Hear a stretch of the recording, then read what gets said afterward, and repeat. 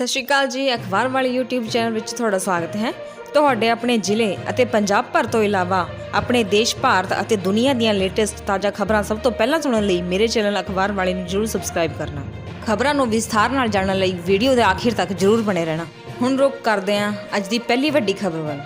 ਕਿਸਾਨ ਯੂਨੀਅਨ ਦਾ ਮੋਦੀ ਨੂੰ ਸਿੱਧਾ ਚੈਲੰਜ, ਕਿਸਾਨਾਂ ਨੂੰ ਦਿੱਤਾ ਸੱਦਾ। ਭਾਰਤੀ ਕਿਸਾਨ ਯੂਨੀਅਨ ਏਕਤਾ ਉਗਰਾਹਾਂ ਨੇ ਪ੍ਰਧਾਨ ਮੰਤਰੀ ਨਰਿੰਦਰ ਮੋਦੀ ਨੂੰ ਸਿੱਧਾ ਚੈਲੰਜ ਕੀਤਾ।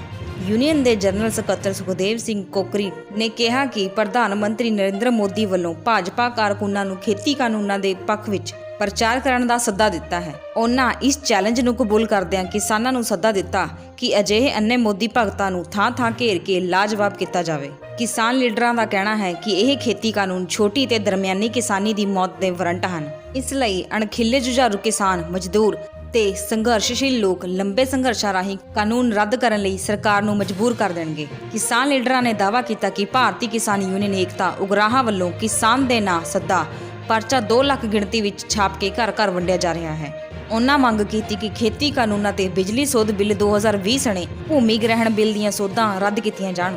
ਬੇਇਨਸਾਫੀਆਂ ਤੇ ਧੱਕੇਸ਼ਾਹੀਆਂ ਖਿਲਾਫ ਲਿਖਣ ਬੋਲਣ ਵਾਲੇ ਕਵੀਆਂ, ਬੁੱਧੀਜੀਵੀਆਂ, ਵਕੀਲਾਂ, ਕਲਾਕਾਰਾਂ, ਲੇਖਕਾਂ ਨੂੰ ਝੂਠੇ ਕੇਸ ਮੜ ਕੇ ਜੇਲੀ ਡੱਕੇ ਬਜ਼ੁਰਗ ਕਾਮਿਆਂ ਨੂੰ ਬਿਨਾਂ ਸ਼ਰਤਾਂ ਰਿਹਾ ਕੀਤਾ ਜਾਵੇ। ਵਧਦੇ ਹਾਂ ਅਗਲੀ ਖਬਰ ਵੱਲ। ਬਦਲ ਗਿਆ ਹੈ ਸੜਕ ਹਾਦਸੇ ਨਾਲ ਸੰਬੰਧਿਤ ਕਾਨੂੰਨ। ਮੌਤ ਤੇ ਕੰਪਨੀ ਦੇਵੇਗੀ ਜੁਰਮਾਨਾ ਤੇ ਮਦਦਗਾਰ ਨੂੰ ਮਿਲੇਗੀ ਰਾਹਤ। ਦੇਸ਼ ਦੀ ਸੜਕ ਸੁਰੱਖਿਆ ਨੂੰ ਯਕੀਨੀ ਬਣਾਉਣ ਲਈ ਕੇਂਦਰ ਸਰਕਾਰ ਨੇ ਇੱਕ ਮਹੱਤਵਪੂਰਨ ਕਾਨੂੰਨ ਬਣਾਇਆ ਹੈ। ਇਸ ਦੇ ਤਹਿਤ ਹੁਣ ਸੜਕ ਹਾਦਸੇ ਵਿੱਚ ਕਿਸੇ ਦੀ ਮੌਤ ਹੋ ਜਾਣ ਤੇ ਸੜਕ ਬਣਾਉਣ ਵਾਲੀ ਕੰਪਨੀ ਨੂੰ ਦੋਸ਼ੀ ਠਹਿਰਾਇਆ ਜਾਵੇਗਾ। ਇਸ ਦੇ ਨਾਲ ਹੀ ਉਸਾਰੀ ਕੰਪਨੀ ਠੇਕੇਦਾਰ ਤੋਂ 1 ਲੱਖ ਰੁਪਏ ਤੱਕ ਦਾ ਜੁਰਮਾਨਾ ਲਿਆ ਜਾਵੇਗਾ। ਫਿਲਹਾਲ ਇਹ ਨਿਯਮ ਰਾਸ਼ਟਰੀ ਰਾਜਮਾਰਗ ਲਈ ਹੈ। ਇਸ ਤੋਂ ਇਲਾਵਾ ਸੜਕ ਕੰਢੇ ਹੋਈ ਦੁਰਘਟਨਾ ਦੇ ਸਮੇਂ ਮਦਦ ਕਰਨ ਵਾਲਿਆਂ ਲਈ ਵੱਡੀ ਰਾਹਤ ਦਿੱਤੀ ਹੈ। ਸਰਕਾਰ ਨੇ ਅਜਿਹੇ ਨੇਕ ਆਦਮੀ ਨੂੰ ਬਚਾਉਣ ਲਈ ਨਿਯਮ ਬਣਾਏ ਹਨ।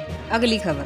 RBI ਨੇ 6 ਸਰਕਾਰੀ ਬੈਂਕਾਂ ਨੂੰ ਇਸ ਸੂਚੀ ਤੋਂ ਕੱਢਿਆ ਬਾਹਰ। ਰਿਜ਼ਰਵ ਬੈਂਕ ਆਫ ਇੰਡੀਆ ਨੇ ਓਰੀਐਂਟਲ ਬੈਂਕ ਆਫ ਕਾਮਰਸ ਅਤੇ ਇਲਾਹਾਬਾਦ ਬੈਂਕ ਸਣੇ 6 ਸਰਕਾਰੀ ਬੈਂਕਾਂ ਨੂੰ RBI ਐਕਟ ਦੂਜੀ ਸੂਚੀ ਤੋਂ ਬਾਹਰ ਕਰ ਦਿੱਤਾ ਹੈ। ਇਸ ਦਾ ਮਤਲਬ ਹੈ ਕਿ ਹੁਣ RBI ਦੇ ਨਿਯਮ ਇਹਨਾਂ ਬੈਂਕਾਂ ਤੇ ਲਾਗੂ ਨਹੀਂ ਹੋਣਗੇ।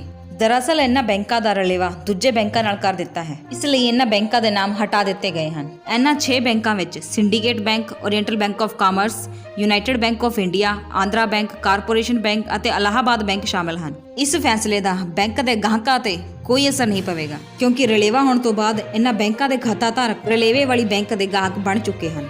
ਅਗਲੀ ਖਬਰ। ਖੇਤੀ ਕਾਨੂੰਨਾਂ ਵਿਰੁੱਧ ਪੰਜਾਬ 'ਚ ਕੈਪਟਨ ਵੱਲੋਂ ਕਾਂਗਰਸ ਦਸਤਖਤ ਮੁਹਿੰਮ ਦੀ ਸ਼ੁਰੂਆਤ। ਕੇਂਦਰ ਸਰਕਾਰ ਵੱਲੋਂ ਪਾਸ ਕੀਤੇ ਗਏ ਖੇਤੀ ਕਾਨੂੰਨਾਂ ਦੇ ਵਿਰੁੱਧ ਮੁੱਖ ਮੰਤਰੀ ਕੈਪਟਨ ਅਮਰਿੰਦਰ ਸਿੰਘ ਵੱਲੋਂ ਅੱਜ ਸੂਬੇ 'ਚ ਰਸਮੀ ਤੌਰ ਤੇ ਕਾਂਗਰਸ ਦਸਤਖਤ ਮੁਹਿੰਮ ਦੀ ਸ਼ੁਰੂਆਤ ਕੀਤੀ ਗਈ ਹੈ। ਇਸ ਮੌਕੇ ਉਹਨਾਂ ਨੇ ਅਕਾਲੀ ਦਲ ਦੇ ਮਾਰਚ ਨੂੰ ਅਸਫਲ ਦੱਸਦਿਆਂ ਬੀਬਾ ਹਰਸਿਮਰਤ ਕੌਰ ਬਾਦਲ ਵੱਲੋਂ ਕੇਂਦਰ ਦੀ ਵਜ਼ੀਰੀ ਤੋਂ ਦਿੱਤੇ ਗਏ ਅਸਤੀਫੇ ਦੀ ਨਿਖੇਧੀ ਕੀਤੀ। ਉਹਨਾਂ ਕਿਹਾ ਕਿ ਉਹਨਾਂ ਨੇ 2 ਵਾਰੀ ਸੰਸਦ ਛੱਡੀ ਅਤੇ ਇਸ ਨੂੰ ਕੁਰਬਾਨੀ ਦੇ ਰੂਪ 'ਚ ਨਹੀਂ ਬਲਕਿ ਫਰਜ਼ ਦੇ ਤੌਰ ਤੇ ਦੇਖਿਆ। ਵਧਦੇ ਹਾਂ ਅਗਲੀ ਖਬਰ ਵੱਲ। ਨੱਕ ਤੱਕ ਨਹੀਂ ਲਗਾਇਆ ਮਾਸਕ ਤਾਂ ਭੁਗਤਣਾ ਪਵੇਗਾ ਚਲਾਨ।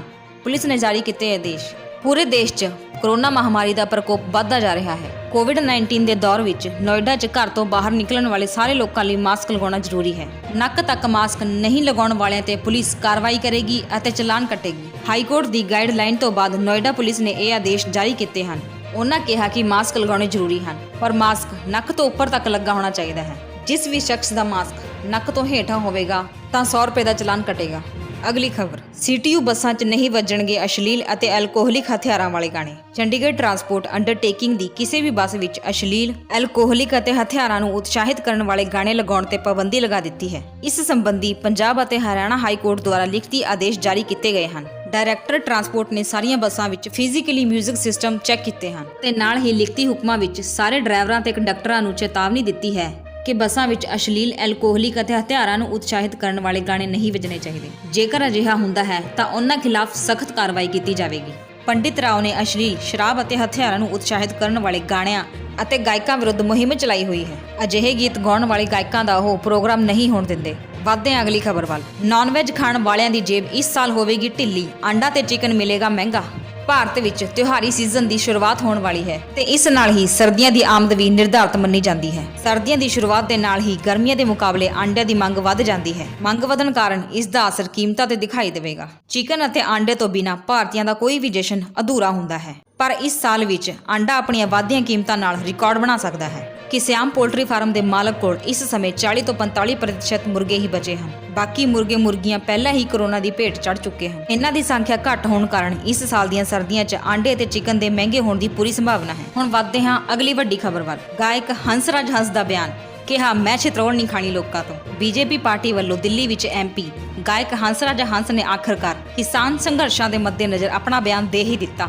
ਅਸਲ ਵਿੱਚ ਹੰਸਰਾਜ ਹੰਸ ਆਪਣੇ ਜੱਦੀ ਇਲਾਕੇ ਜਲੰਧਰ ਆਏ ਹੋਏ ਹਨ। ਉਹਨਾਂ ਨੇ ਕਿਹਾ ਕਿ ਕਿਸਾਨ ਸੰਘਰਸ਼ ਦਾ ਮੈਂ ਹਮਾਇਤੀ ਹਾਂ। ਜੇਕਰ ਕਿਸਾਨਾਂ ਨੂੰ ਕੋਈ ਸਮੱਸਿਆ ਹੈ ਤਾਂ ਮੈਂ ਖੁਦ ਨਾਲ ਚੱਲਦਾ ਹਾਂ। ਆਪਾਂ ਮੋਦੀ ਸਾਹਿਬ ਨਾਲ ਮਿਲਣ ਦਾ ਸਮਾਂ ਲੈਂਦੇ ਹਾਂ ਅਤੇ ਗੋਲ ਮੇਜ਼ ਤੇ ਬੈਠ ਕੇ ਮੀਟਿੰਗ ਕਰਦੇ ਹਾਂ। ਜੋ ਵੀ ਗੱਲ ਹੋਈ ਸਭ ਕਲੀਅਰ ਹੋ ਜੂ। ਮੈਂ ਕਿਸਾਨਾਂ ਦਾ ਹਾਂ, ਕਿਸਾਨ ਮੇਰੇ ਹਨ। ਕਿਸਾਨ ਅਤੇ ਜਵਾਨ ਜੇਕਰ ਦੇਸ਼ ਵਿੱਚ ਔਖੇ ਹੋਣ ਤਾਂ ਦੇਸ਼ ਦਾ ਭਲਾ ਨਹੀਂ ਹੋ ਸਕਦਾ। ਮੈਂ ਕਿਸਾਨੀ ਦੇ ਹੱਕ ਵਿੱਚ ਨਾ ਬੋਲ ਕੇ ਦਗਾ ਨਹੀਂ ਕਮਾਉਣਾ ਚਾਹੁੰਦਾ।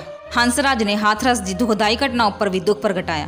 ਅਗਲੀ ਖਬਰ, ਇਸ ਸਾਲ ਪਵੇਗੀ ਕੜਾਕੇ ਦੀ ਠੰਡ, ਸਰਦੀ ਦਾ ਮੌਸਮ ਹੋਵੇਗਾ ਲੰਬਾ। ਅਕਤੂਬਰ ਦਾ ਮਹੀਨਾ ਸ਼ੁਰੂ ਹੁੰਦੇ ਹੀ ਹਲਕੀ ਠੰਡ ਦਾ ਅਹਿਸਾਸ ਹੋਣ ਲੱਗਾ ਹੈ। ਸਵੇਰ ਅਤੇ ਰਾਤ 'ਚ ਤਾਪਮਾਨ ਘੱਟ ਹੋ ਜਾਂਦਾ ਹੈ, ਜਦਕਿ ਦਿਨ ਵਿੱਚ ਤਿੱਖੀ ਧੁੱਪ ਹੋਣ ਕਾਰਨ ਗਰਮੀ ਦਾ ਅਹਿਸਾਸ ਹੁੰਦਾ ਹੈ। ਸਤੰਬਰ ਦੇ ਮਹੀਨੇ 'ਚ ਮੌਸਮ ਦਾ ਵੱਡਾ ਬਦਲਾਅ ਦੇਖਣ ਨੂੰ ਮਿਲਿਆ।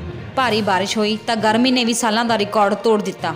ਵੱਧ ਤੋਂ ਵੱਧ ਤੇ ਘੱਟ ਤੋਂ ਘੱਟ ਸਰਗਰਮ ਰਹਿਣ ਕਾਰਨ ਸਰਦੀ ਦੀ ਦਸਤਕ ਇਸ ਵਾਰ ਜਲਦ ਹੋ ਸਕਦੀ ਹੈ। ਅਕਤੂਬਰ ਮਹੀਨੇ ਵਿੱਚ ਵੱਧ ਤੋਂ ਵੱਧ ਤਾਪਮਾਨ 30 ਤੇ ਘੱਟ ਤੋਂ ਘੱਟ ਤਾਪਮਾਨ 20 ਡਿਗਰੀ ਤੋਂ ਹੇਠਾਂ ਚਲਾ ਜਾਵੇਗਾ, ਜਦਕਿ ਨਵੰਬਰ ਵਿੱਚ ਬੱਚਿਆਂ ਤੇ ਬਜ਼ੁਰਗਾਂ ਨੂੰ ਗਰਮ ਕੱਪੜਿਆਂ ਦੀ ਜ਼ਰੂਰਤ ਪੈਣ ਲੱਗੇਗੀ। 15 ਅਕਤੂਬਰ ਦੇ ਦਿਨ ਤੋਂ ਤਾਪਮਾਨ ਵਿੱਚ ਕਮੀ ਆਉਣ ਲੱਗੇਗੀ, ਜਿਸ ਤੋਂ ਬਾਅਦ ਠੰਡ ਦੀ ਰਸਮੀ ਸ਼ੁਰੂਆਤ ਹੋ ਜਾਵੇਗੀ। ਸੀਨੀਅਰ ਮੌਸਮ ਵਿਗਿਆਨੀ GP ਸ਼ਰਮਾ ਦਾ ਕਹਿਣਾ ਹੈ ਕਿ ਹਵਾਵਾਂ ਦਾ ਰੁਖ ਬਦਲਣ ਲੱਗਾ ਹੈ। ਹੇਠਲੇ ਦਬਾਅ ਵਾਲੇ ਉੱਤਰੀ ਖੇਤਰਾਂ 'ਚ ਹੁਣ ਉੱਚ ਦਬਾਅ ਕਾਰਨ ਹਵਾਵਾਂ ਦੀ ਰਫ਼ਤਾਰ ਵਧੀ ਹੈ, ਜਿਸ ਕਾਰਨ ਹੁਣ ਸਰਦੀ ਦੀ ਰੁੱਤ ਲੰਬਾ ਸਮਾਂ ਰਹਿਣ ਦੀ ਸੰਭਾਵਨਾ ਹੈ। ਅਗਲੀ ਖਬਰ, ਅਮਰੀਕਾ ਤੋਂ ਬਾਅਦ ਬ੍ਰਾਜ਼ੀਲ ਪਰਾਗਵੇ ਦੇ ਜੰਗਲਾਂ 'ਚ ਲੱਗੀ ਭਿਆਨਕ ਅੱਗ। 10 ਲੱਖ ਲੋਕ ਹੋਏ ਬੇਘਰ। ਅਮਰੀਕਾ ਦੇ ਜੰਗਲਾਂ ਵਿੱਚ ਪਿਛਲੇ 1 ਮਹੀਨੇ ਤੋਂ ਭਿਆਨਕ ਅੱਗ ਲੱਗੀ ਹੋਈ ਹੈ, ਜਿਹੜੀ 12 ਪੱਛਮੀ ਸੂਬਿਆਂ ਦੇ 100 ਤੋਂ ਵੱਧ ਜੰਗਲਾਂ ਵਿੱਚ ਫੈਲ ਗਈ ਹੈ। ਸਿਰਫ ਅਮਰੀਕਾ ਹੀ ਨਹੀਂ, ਦੁਨੀਆ ਦੇ 2 ਹੋਰ ਦੇਸ਼ਾਂ ਬ੍ਰਾਜ਼ੀਲ ਅਤੇ ਪਰਾਗਵੇ ਵਿੱਚ ਵੀ ਭਿਆਨਕ ਅੱਗ ਜੰਗਲਾਂ ਵਿੱਚ ਲੱਗ ਗਈ ਹੈ। ਇਹਨਾਂ 2 ਸੂਬਿਆਂ ਵਿੱਚ ਜੰਗਲ ਦੀ ਅੱਗ 4250 ਵਰਗ ਕਿਲੋਮੀਟਰ ਖੇਤਰ ਵਿੱਚ ਫੈਲ ਗਈ ਹੈ। ਦੋਹਾਂ ਸੂਬਿਆਂ ਦੇ ਕਰੀਬ 10 ਲੱਖ ਲੋਕਾਂ ਨੂੰ ਘਰ ਛੱਡਣਾ ਪਿਆ। ਮੰਗਲਵਾਰ ਦੀ ਰਾਤ ਅਮਰੀਕਾ ਦੇ ਉੱਤਰੀ ਕੈਲੀਫੋਰਨੀਆ ਦੀ ਵਾਈਨ ਕਾਉਂਟੀ ਵਿੱਚ ਭਿਆਨਕ ਅੱਗ ਭੜਕ ਗਈ। ਇਸ ਦੀ ਲਪੇਟ ਵਿੱਚ ਆ ਕੇ 3 ਲੋਕਾਂ ਦੀ ਮੌਤ ਹੋ ਗਈ। ਉੱਥੇ ਹੀ 70,000 ਲੋਕਾਂ ਨੂੰ ਬਚਾ ਲਿਆ ਗਿਆ। ਨਾਪਾ ਸਨੋਮਾ ਕਾਉਂਟੀ ਵਿੱਚ ਅੱਗ ਐਤਵਾਰ ਨੂੰ ਸ਼ੁਰੂ ਹੋਈ। 3 ਸਾਲ ਪਹਿਲਾਂ ਵੀ ਇਹ ਅੱਗ ਇਸੇ ਤਰ੍ਹਾਂ ਲੱਗੀ ਸੀ, ਜਿਸ ਨਾਲ 22 ਲੋਕਾਂ ਦੀ ਮੌਤ ਹੋ ਗਈ ਸੀ। ਫਿਲਹਾਲ ਨਾਪਾ ਤੋਂ 68,000 ਤੋਂ ਜ਼ਿਆਦਾ ਲੋਕਾਂ ਨੂੰ ਕੱਢਿਆ ਗਿਆ ਹੈ। ਪੂਰੇ ਸੂਬੇ 'ਚ ਕਰੀਬ 30 ਥਾਵਾਂ ਤੇ ਅੱਗ ਲੱਗੀ ਹੋਈ ਹੈ। ਇਹ ਅੱਗ ਬ੍ਰਾਜ਼ੀਲ ਤੋਂ ਹੁੰਦੀ ਹੋਈ ਇੱਥੇ ਪਹੁੰਚੀ। ਜੇਕਰ ਅੱਗ ਤੇ ਸਮਾਂ ਰਹਿੰਦੇ ਕਾਬੂ ਨਾ ਪਾਇਆ ਗਿਆ ਤਾਂ ਇਹ ਬੋਲੀਵੀਆ ਤੱਕ ਪਹੁੰਚ ਸਕਦੀ ਹੈ। ਇਹ ਸਨ ਅੱਜ ਦੀਆਂ ਖਬਰਾਂ। ਬਿਨਾਂ ਕਿਸੇ ਸਨਸਨੀ ਦੇ ਬਿਲਕੁਲ ਸਹੀ, ਸਪਸ਼ਟ ਤੇ ਤਾਜ਼ਾਤਰੀਨ ਖਬਰਾਂ ਸੁਣਨ ਲਈ ਮੇਰੇ ਚੈਨਲ ਨੂੰ ਸਬਸਕ੍ਰਾਈਬ ਤੇ ਲਾਈਕ ਕਰਨਾ ਨਾ ਭੁੱਲਣਾ। ਹੁਣ ਅਖਬਾਰ ਵਾਲੇ ਨੂੰ ਦਿਓ ਇਜਾਜ਼ਤ। ਮਿਲਦੀ ਹਾਂ ਅਗਲੀ ਵੀਡੀਓ ਵਿੱਚ। ਧੰਨਵਾਦ।